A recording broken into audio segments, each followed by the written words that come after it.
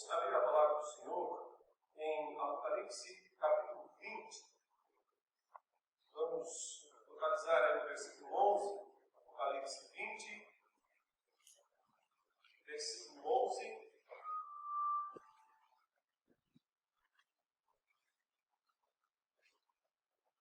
A descrição do grande juízo de Deus, também chamado muitas vezes de um juízo final. Apocalipse, capítulo 20, versículo 11 até o versículo 15. A palavra de Deus diz assim: Vi um grande trono branco e aquele que nele se assenta, de cuja presença fugiram a terra e o céu, e não se achou lugar para eles. Vi também os mortos, os grandes e os pequenos, postos em pé diante do trono. Então se abriram livros. Ainda outro livro, o livro da vida, foi aberto. E os mortos foram julgados segundo as suas obras, conforme o que se achava escrito nos livros. Deu o mar os mortos que nele estavam. A morte e o além entregaram os mortos que neles havia, e foram julgados, um por um, segundo as suas obras. Então, a morte e o inferno foram lançados para dentro do lago de fogo. Esta é a segunda morte, o lago de fogo. E se alguém não foi achado escrito no livro da vida, esse foi lançado para dentro do lago de fogo. A descrição, meus irmãos, do juízo final em Apocalipse tem uma intenção teológica primordial: retratar a condenação dos perversos, a condenação dos ímpios. Durante todo o livro, os perversos, os seguidores da besta, os adoradores do dragão apareceram, tripudiaram muitas vezes de Deus e do povo de Deus, foram desobedientes, se entregaram a todo tipo de vícios, achando que nada aconteceria com eles. Muitas vezes pensando que Deus não tinha poder para executar seu juízo ou sua justiça, ou outras vezes talvez pensando que Deus nem sequer existisse e que no final todos morrem e acabou. O Apocalipse, aqui nesta parte, quer mostrar que as coisas não são assim. Que existe justiça. A palavra justiça para nós é uma palavra difícil. Por muitas razões. Primeiro porque ela é uma palavra que perdeu o sentido nos tempos em que nós vivemos, em que nós quase não a vemos acontecer. Justiça é uma das coisas mais difíceis de acontecer aqui neste mundo. Se nós olharmos para os tribunais, olharmos para o dia a dia, para a vida das pessoas, para aquilo que se chama a retribuição pelos seus atos, nós raramente veremos justiça acontecer. Essa é a razão que esse é um dos motivos pelos quais muitos crentes desanimam de seguir a vida cristã, porque eles muitas vezes não veem justiça acontecer. Nem na sua vida, nem na igreja, muito menos no mundo. Mas justiça também é uma palavra assustadora por outro lado, especialmente para os piedosos.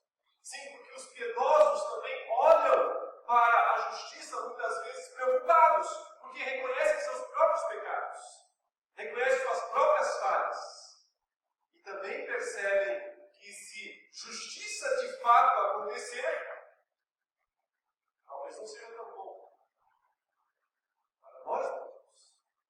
Por isso, muitas vezes, justiça é uma palavra assustadora, com um significado até mesmo dúbio. Deveria ser assim, mas é por causa da existência do mal, por causa da existência do pecado. O juízo final, o juízo do grande trono branco, como aqui está descrito, o juízo de Deus, É um conceito, é algo absolutamente necessário. Se não existir um juízo final, a vida não tem o menor sentido. Se não existir um dia em que todos terão que dar contas diante de Deus, de tudo que fizeram, qual a razão da vida? Qual a razão da existência? Então, felizes seriam aqueles que não têm leis para si, ou são a própria lei para si mesmos. Felizes seriam aqueles que fazem o que querem, porque ninguém será punido, ninguém será recompensado. Mas a Bíblia nos manda crer no dia do grande juízo e olhar para ele com esperança.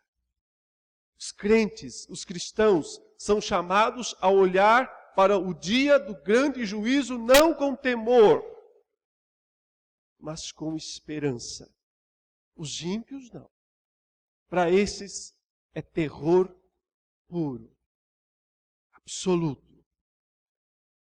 Mas para os crentes, a descrição do grande juízo em Apocalipse é uma descrição que traz esperança. Como todo o livro, apesar das suas cenas muitas vezes tão dramáticas, das suas cenas tão drásticas, fortes, assustadoras em muitos pontos.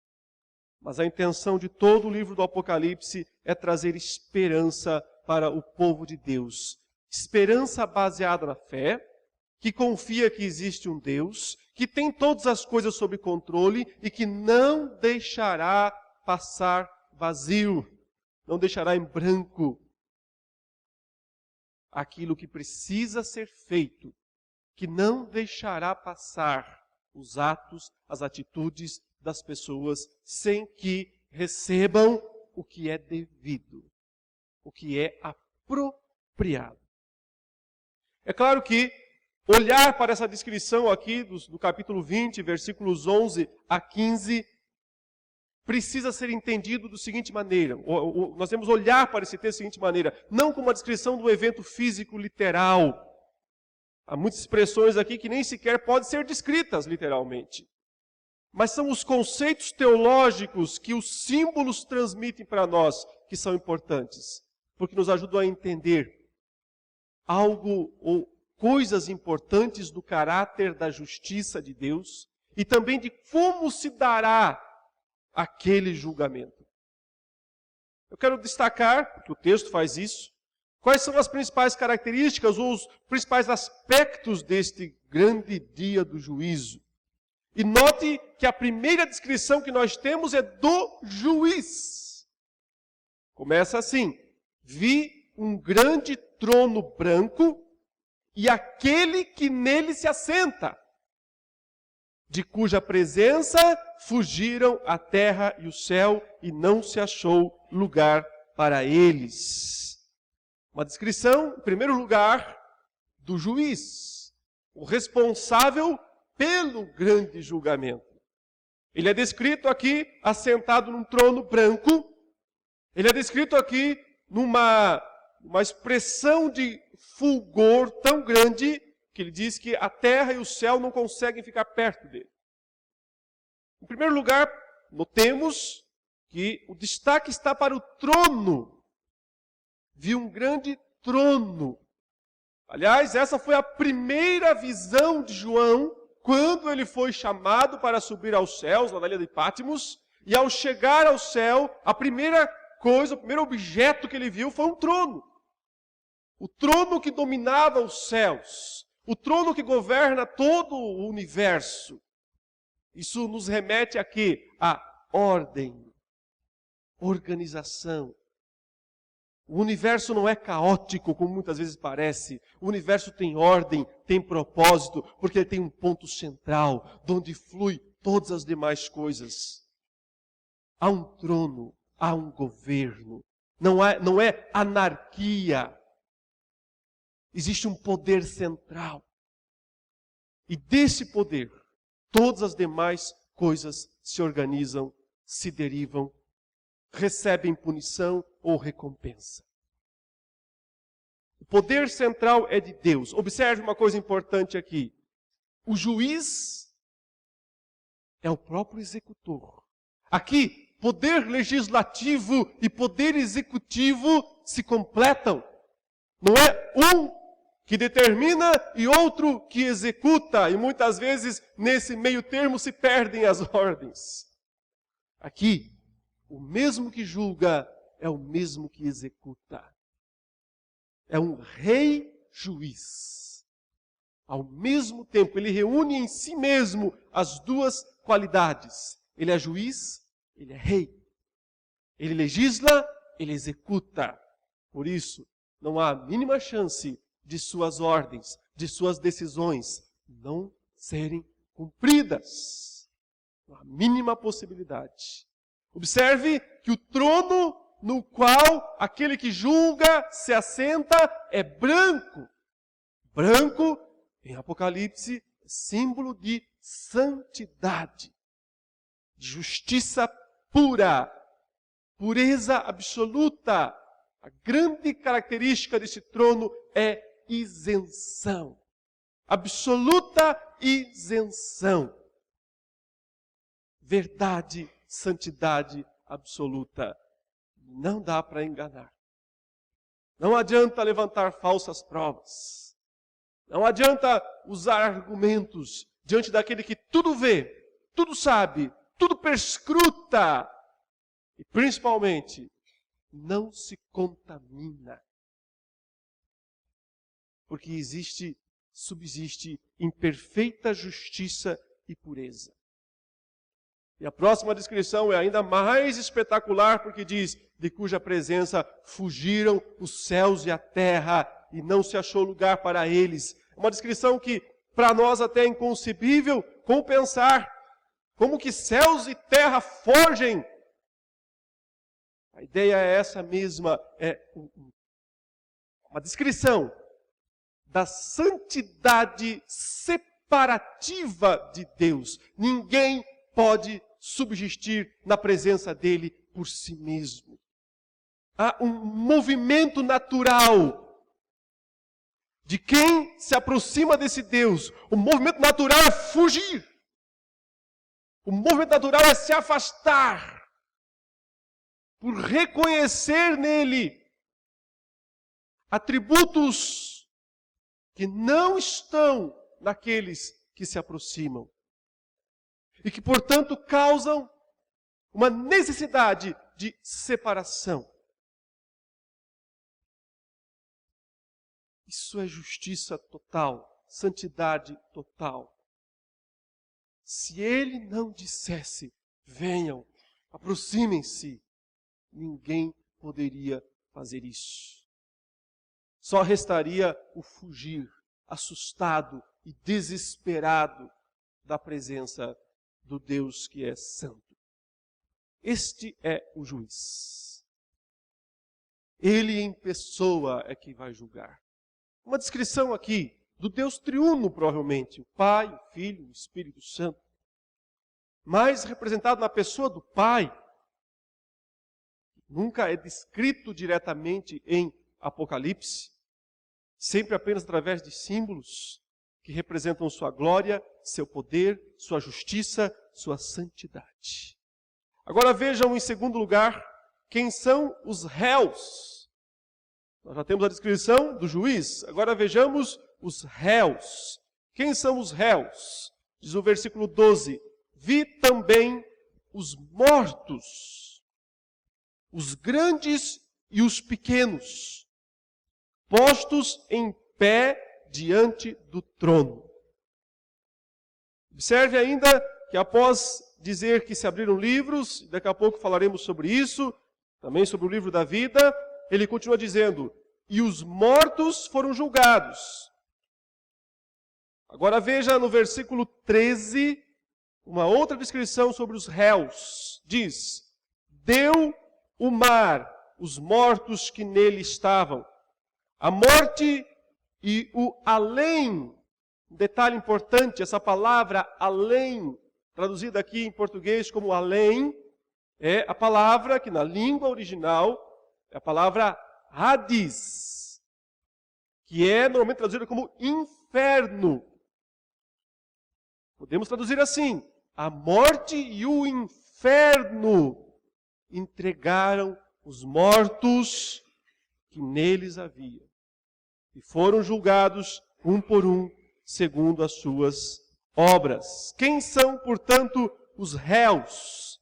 São descritos aqui como os mortos. Por isso eu disse que, prioritariamente, a intenção da descrição apocalíptica do juízo final é falar da condenação dos ímpios, dos perversos.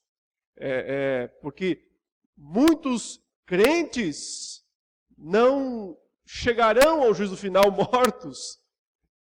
Já terão sido transformados, nem sequer passarão pela morte, como o apóstolo Paulo descreve, e muitos estarão vivos na vinda de Jesus e não morrerão, serão transformados. Também esses passarão pelo juízo final, mas sob outra perspectiva. Quando ele fala aqui dos mortos, ele está dizendo do retorno das almas, das pessoas que morreram e que talvez pensavam que a morte era o fim, que a morte significava o fim de tudo e, portanto, a morte para muitos seria um livramento, que não pagariam por seus erros, não pagariam por suas culpas, por suas falhas. Agora o texto diz: a morte vai devolvê-los, a morte vai entregá-los. Eles pensavam que a morte era um refúgio, eles pensavam que a morte era um esconderijo. E a morte diz: enganou-se, eu vou devolver você, vou te devolver para aquele que vai te julgar. A morte devolve os seus prisioneiros. Veja que ele diz: o mar devolve os seus mortos. Quer dizer, do lugar onde pareceria mais difícil resgatar. Se você conhece onde está o túmulo de alguém, assim, de certa maneira não parece tão difícil essa pessoa ela voltar, né? Morreu, está enterrada ali, se ela ressuscitar, ela levanta e volta. Mas a morte, entregar lá do meio do mar, o corpo afundou nas profundezas, parece que nunca mais voltará. E o texto diz: das profundezas do mar. O mar devolve. Eles pensavam que o mar era um esconderijo. Diz: não, o mar não é a pior coisa que pode acontecer.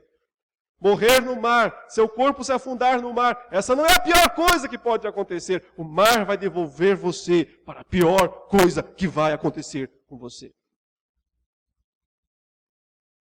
E o terceiro lugar aqui é o próprio inferno, o Hades. Diz: o Hades devolve os mortos que estão nele. O Hades entrega os mortos. O Hades é o inferno. Hoje, na atualidade, nós devemos pensar em dois lugares onde estão as almas daqueles que já morreram. A Bíblia muitas vezes menciona esses dois lugares. Um é o lugar de descanso e recompensa, o outro lugar é de punição e desespero. Por exemplo, na parábola do rico e do Lázaro, foi dito que o rico foi levado, desceu para o Hades, o inferno. E lá ele estava em tormentos e angústias. E gostaria que uma gotinha de água fosse pingada na sua boca, na sua língua, e talvez isso lhe trouxesse um pouquinho de alívio. Essa é uma descrição simbólica, obviamente, mas que nos dá uma ideia do que é esse lugar chamado Hades, esse lugar chamado inferno. Por outro lado, Lázaro foi levado para o seio de Abraão, ou a fazenda de Abraão, outras vezes chamado de o paraíso, ou o céu, simplesmente. O céu. Portanto, há dois lugares, céu ou inferno. As almas de todos que morreram estão num desses dois lugares. De acordo com que fizeram de sua vida. Se foram salvos ou perdidos, se morreram com Cristo ou se morreram sem Cristo. Esse é o critério. Como veremos em seguida, que também esse é o critério do juízo final. Há um livro da vida como critério básico. Os nomes, se estão escritos ou não no livro da vida, isso que define o destino eterno. O que é importante entender é que tanto o céu atual, quanto o Hades atual, o inferno atual, nós chamamos em teologia esses lugares de estado intermediário. Por que estado intermediário? Porque eles não são os estados finais. Os estados finais são o novo céu e a nova terra e o lago de fogo. Em outras palavras, no dia do juízo final, todas as almas que estão no inferno voltam para serem julgadas. A pergunta é, mas por que precisariam ser julgadas se já estão no Hades, se já estão no inferno, se já estão condenados? E a outra pergunta é, por que as almas que estão no céu, já estão salvas, já estão em descanso, também precisam passar pelo juízo final? E esse texto nos dá a resposta, nos explica a razão destas coisas, porque esse texto nos fala do critério do juízo. Então veja, eu já falei do juiz, eu já falei dos réus, e agora falaremos do critério do juízo final. Qual é o critério? É duplo. Temos um critério estrito e um critério um pouco mais amplo, descrito aqui através de livros e de um livro. Veja, assim que ele diz que os mortos foram postos em pé diante do trono, no versículo 12, fala, então abriram ou se abriram livros. Plural, livros. Se abriram livros. E aí ele dá um destaque especial para um livro. Ainda outro livro, o da vida. É assim que está no original. Ainda outro livro, o da vida. Ou seja, enfatizando especificamente este livro, o livro da vida, foi aberto. Portanto, de um lado nós temos livros, e de outro lado nós temos um livro, o livro da vida. São esses dois critérios dos livros e do livro que contam no juízo final. Então veja que o texto diz, e os mortos foram julgados segundo as suas obras, conforme o que se achava escrito nos livros. Agora já sabemos o que são aqueles livros. Não o livro da vida ainda, mas o que são os livros. São os livros das obras. São os registros dos atos, das ações e até das palavras e dos pensamentos nossos. Um registro total e completo da nossa vida. De tudo o que nós fizemos. Lembrem-se que o Senhor Jesus um dia falou, isso está registrado em Mateus 12:36, ele disse que os homens terão que dar conta de cada palavra frívola que disserem no dia do grande juízo. Dar conta de cada palavra frívola. Palavra frívola é palavra inútil, palavra tola, palavra baixo calão, mas nem esse que é um palavrão. Palavra boba, palavra inútil. Terão que dar conta de cada palavra. Esses livros contêm um registro completo das ações de todos os homens. Ninguém poderá esconder nada, porque não há nada oculto que não venha a ser revelado. Alguém diria, Mas a salvação não é pela graça? Por que é que as obras estão sendo consideradas aqui? Por que é que as obras são importantes no juízo final, se a salvação é pela graça? Como encaixar isso? Como entender isso? Lembrando que tem mais um livro nessa história. Não apenas os livros, mas o livro, o da vida, como ele diz.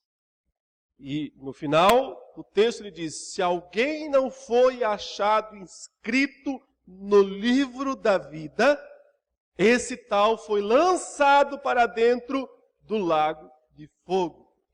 Critério básico: livro da vida. Critério derivado: livro das obras.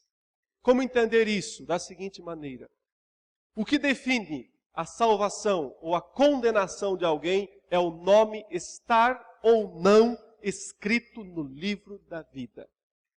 Se o nome de uma pessoa está inscrito no livro da vida, essa pessoa já chega ao juízo final com o seu destino eterno definido. O destino eterno não é definido no juízo final. O juízo eterno é definido neste mundo e nesta vida. Aquele que crê, aquele que tem o Filho de Deus, tem a vida. O próprio João disse: aquele que não tem o Filho de Deus, não tem a vida. Vejam comigo um texto lá em João 3, versículo 18. Observem o que o apóstolo João, ele mesmo que escreveu o Apocalipse, também disse em João capítulo 3, versículo 18. Após falar que Deus amou ao mundo de tal maneira que deu o seu Filho unigênito para que todo aquele que nele crê não pereça, mas tenha a vida eterna. Após dizer que Deus enviou o seu Filho ao mundo não para julgar o mundo, mas para que o mundo fosse salvo por ele, ele diz no verso 18: quem nele crê não é julgado. O que não crê já está julgado, porquanto não crê no nome do unigênito Filho de Deus. Quando uma pessoa crê em Jesus Cristo, o seu nome, então, está escrito no livro da vida. Veja, eu não disse, quando uma pessoa crê em Jesus Cristo, o seu nome é escrito. Eu disse, está escrito.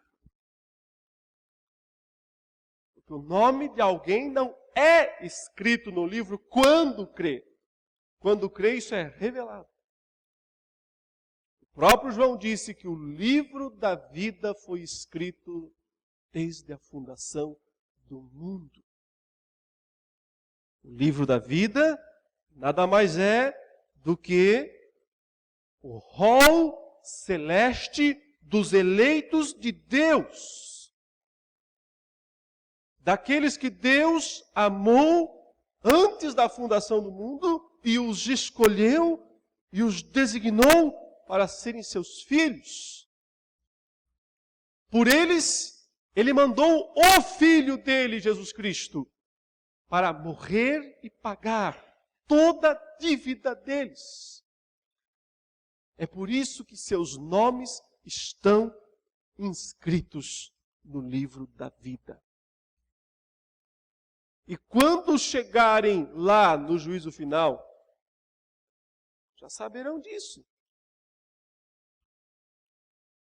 O juízo final não é estabelecido para decidir quem vai para o céu ou quem vai para o inferno, até porque as pessoas estão chegando lá vindo do céu ou do inferno. Então, para que é que o juízo final existe? Para colocar as coisas à luz. Para pôr as coisas diante de todos como devem ser. Para esclarecer perante tudo e todos que Deus é justo juiz. Mas tem mais uma função. E está ligada a essa, obviamente. As obras. Sim, As obras contam. Não para decidir quem vai viver no novo céu e na nova terra, ou quem vai ser lançado para dentro do lago de fogo. Porque isso o que decide é o livro da vida. Quem vai viver no novo céu e na nova terra, ou quem vai ser lançado para dentro do lago de fogo, a decisão disso é do livro da vida. É do seu nome estar lá ou não. Ou seja, de você ter sido escolhido por Deus e de Cristo ter morrido em seu lugar e de você ter crido nele. Essas três coisas sempre juntas. Sem possibilidade de separar. Mas as obras contam. Contam para designar o lugar de cada um, onde quer que seja. Aquela palavrinha estranha, né? Chamada de galardão. Galardão, recompensa. Que pode ser as avessas também. E aqui, no juízo final, o que está em foco é a recompensa às avessas. Porque ele está dando prioridade para o julgamento dos perdidos.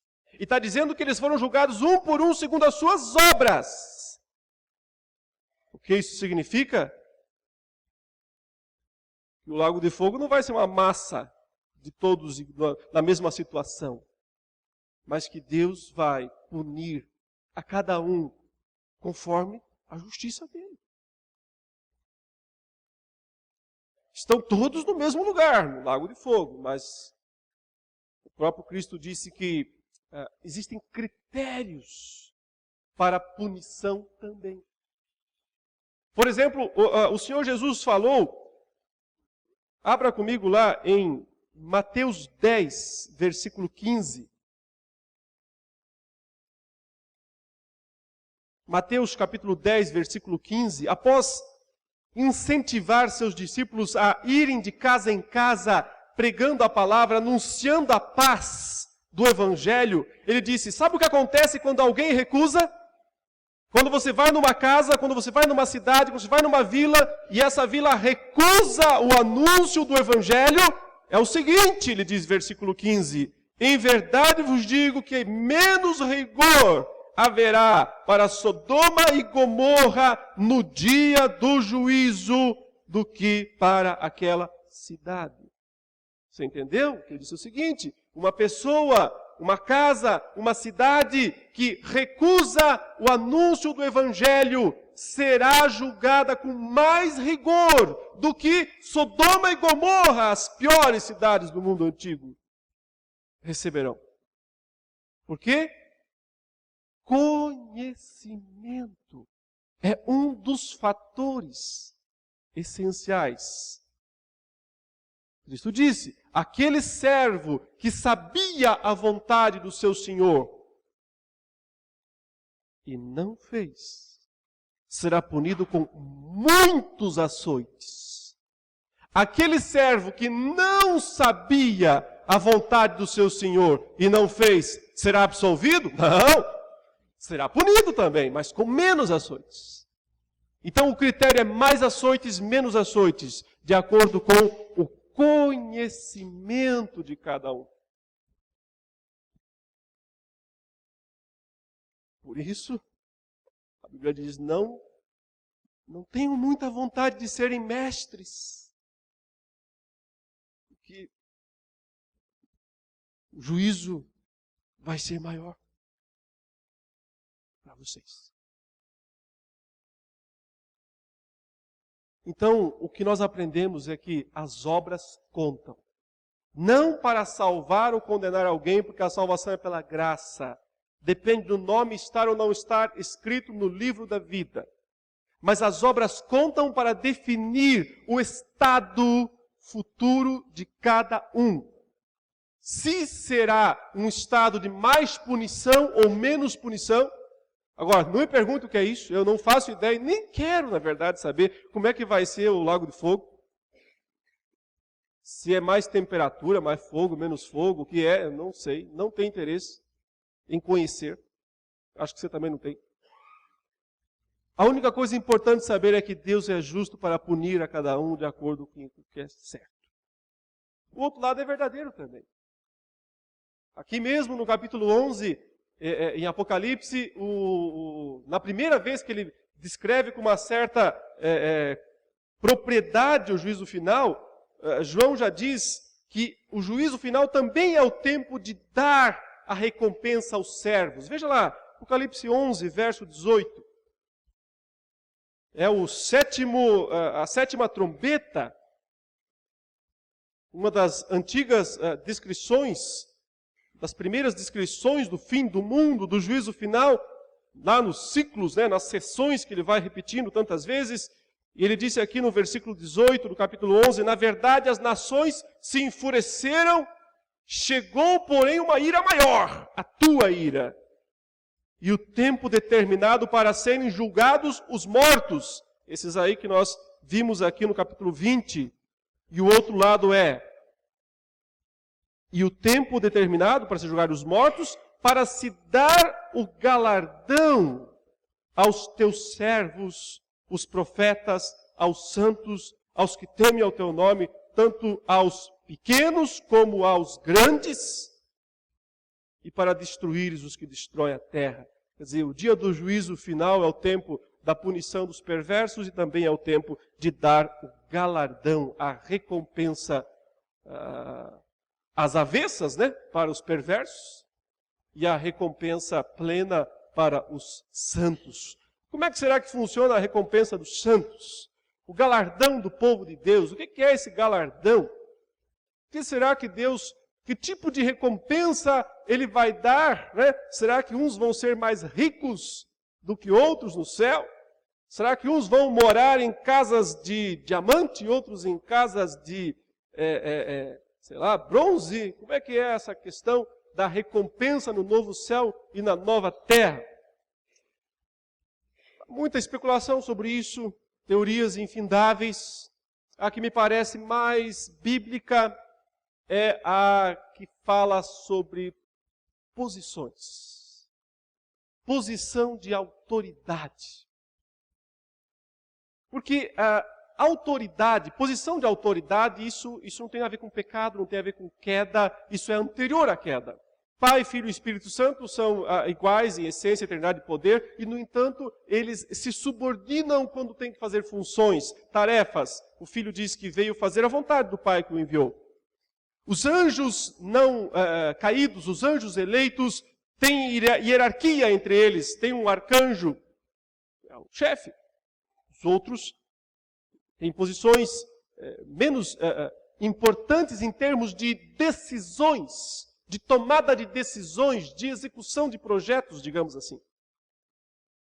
Então, podemos pensar que o novo céu e a nova terra será um lugar onde as funções também serão diferentes.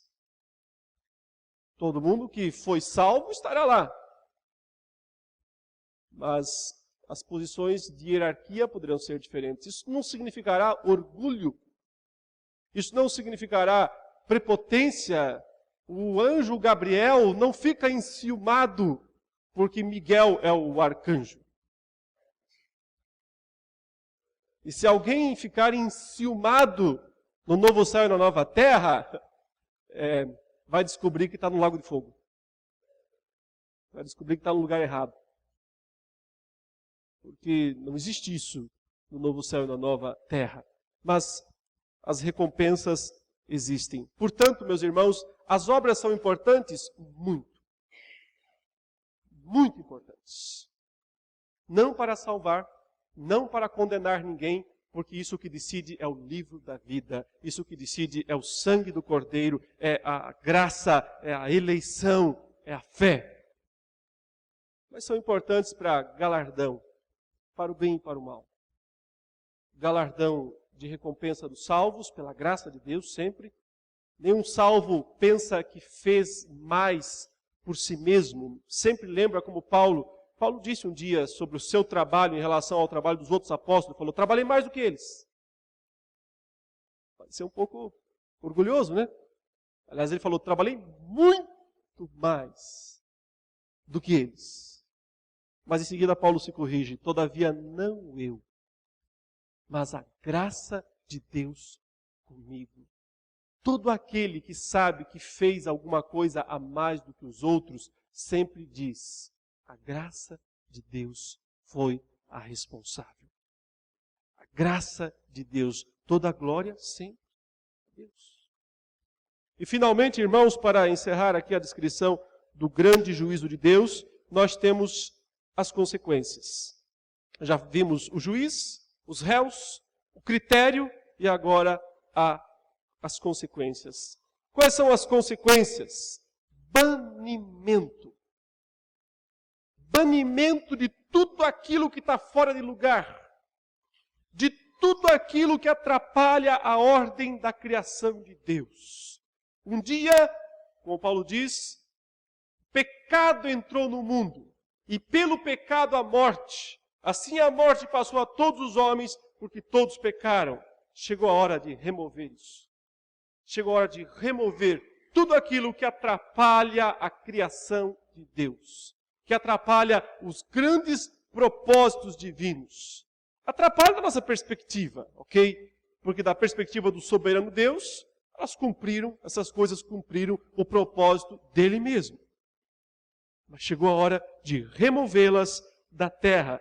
Então, o texto diz que, assim que houve o julgamento, e todos foram julgados um por um segundo as suas obras, o verso 14 diz: então a morte e o inferno, o Hades, foram lançados para dentro do lago de fogo. Esta é a segunda morte, o lago de fogo. Paulo chama a morte de o último inimigo. Ele diz isso em 1 Coríntios 15. Quando o último inimigo cair, tragada foi a morte pela vitória. A morte é o último inimigo a ser destruído. E em Apocalipse ela é o último mesmo, porque ele já descreveu a queda das duas bestas, da primeira e da segunda besta, do anticristo e do falso profeta, já descreveu a queda de Babilônia, já descreveu a queda do dragão, e o último é a morte. O último inimigo é lançado para dentro do lago de fogo. Veja que o estado de morte, então, é extinto da criação. Não há mais morte. E também a consequência natural da morte, que é o inferno, o Hades, também ele próprio é lançado para dentro do lago de fogo. Isso é um simbolismo, claro. É um simbolismo, uma descrição teológica. Ele quer dizer a remoção de toda a desordem do mundo, da criação. É a remoção definitiva. A consequência do juízo final é o estabelecimento da ordem divina. Da perfeita e harmônica ordem divina.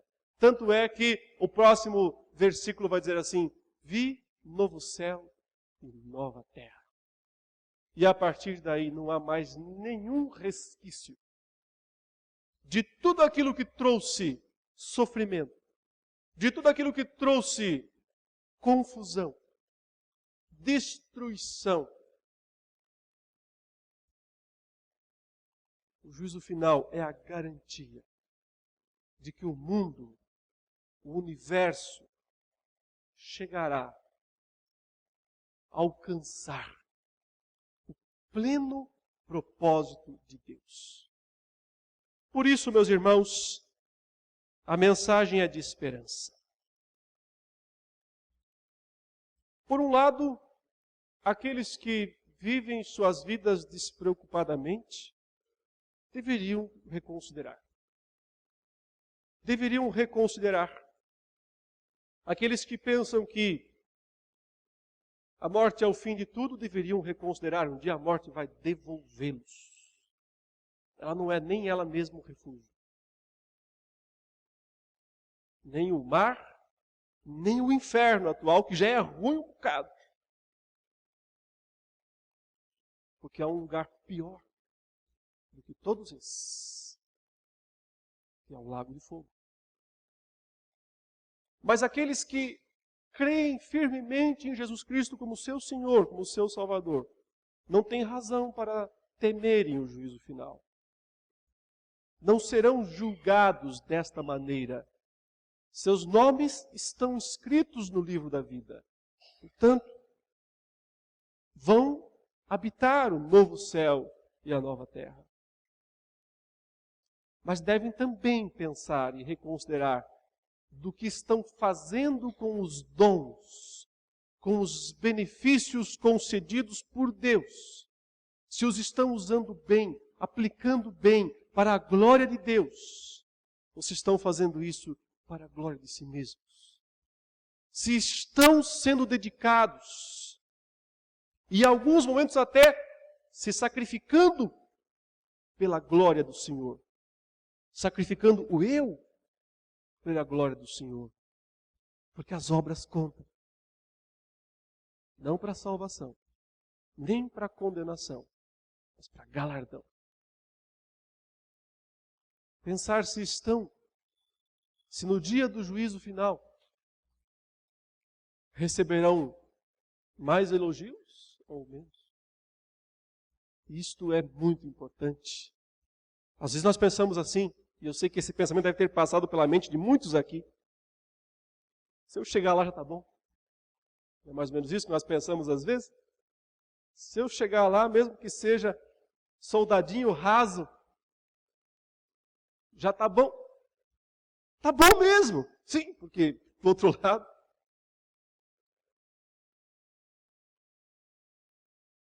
Mas não é tudo. O Senhor tem muito mais. De uma vida de serviço, de uma vida de dedicação.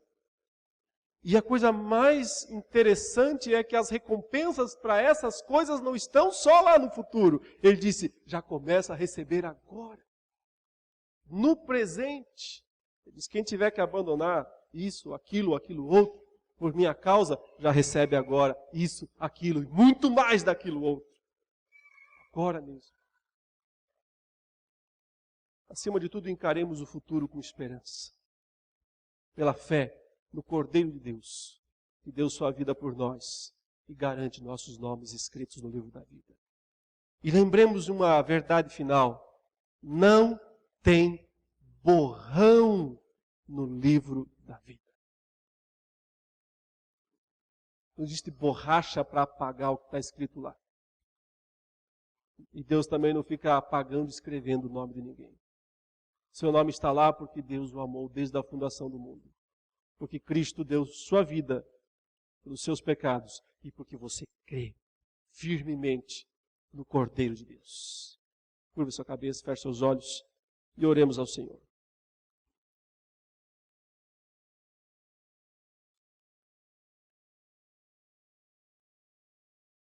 Santo e eterno Deus, Senhor nosso, graças te damos. Sim, Senhor, exaltamos o teu nome nesta manhã, em perspectiva do juízo daquele grande dia, que representa para nós, ou representará para nós, a alegria suprema, maior, de vermos todos os teus grandes propósitos se cumprirem definitivamente nesta vida, nesta terra, neste mundo e no porvir.